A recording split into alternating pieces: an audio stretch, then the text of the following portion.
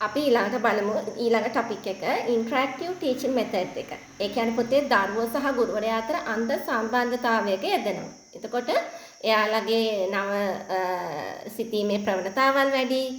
ඒ තුලින් දරුවන් දැනුම හොයා යන මාර්ගය වැඩි. එතකොට මේකේ ආකාර තුනක් තියෙනවා පුතේ. එකක් තමයි බ්‍රේන්ස්ටෝමින්, එතකොට ක්ලාස්රූම් ඩිස්කෂන් සහ ක්වෙස්චන් මෙතඩ් එක. අපි මේකේ ක්ලාස්රූම් ඩිස්කෂන් එක ගනිමු. ක්ලාස්රූම් ඩිස්කෂන් එක කියන්නේ පුතේ ගුරුවරයා සහ දරුවා අතර සාකච්ඡා මාර්ගයෙන් ඉගෙන ගැනීමක් සිදු වෙනවා. එතකොට මෙහිදී ගුරුවරයායි පන්ති කාමරය තුල තමයි ගුරුවරයායි දරුවයි අතර යම් කොටසක් දීලා සාකච්ඡා මාර්ගයෙන් ඉගෙන ගැනීම කටයුතු සිදු වෙන්නේ. ඊළඟට ක්වෙස්චන් මෙතඩ් එකේදී වෙන්නේ පුතේ දරුවෝ සහ ගුරුවරයා ප්‍රශ්න අහනවා දරුවන්ගෙන් දරුවෝ උත්තර දෙනවා. එතකොට අර ට්‍රැඩිෂනල් දේශන ක්‍රමයකට යන එහා යන රාමුවකට වඩා මේ ක්‍රමය වඩාත් උචිත වෙනවා පුතේ.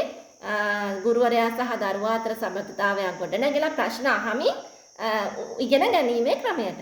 එතකොට තුන්වෙනි ක්‍රමය තමයි බ්‍රේන්ස්ටෝමින්. බ්‍රේන්ස්ටෝමින් කියලා කියන්නේ පුතේ දරුවා කුතුහලයක් ඇති කරවනවා යම්කිසි පාඩමක් කෙරෙහි. මොකද අපි විද්‍යා පාඩමක් ගනිමුකෝ. එතකොට එයාට ගුරුවරයා දරුවගෙන්ම උත්තර ගන්න try කරනවා. එතකොට ඒ තුලින් එයාගේ සිතීමේ හැකියාව, ග්‍රහණය කර ගැනීමේ හැකියාව, නව මානවලට කරුණු හොයන්න මේ දරුවා උත්සුක වෙනවා. ඒක තමයි අද කතා කර අපේ ප්‍රධාන මාතෘකා දෙක. ඔයාලට පැහැදිලි වුණාද?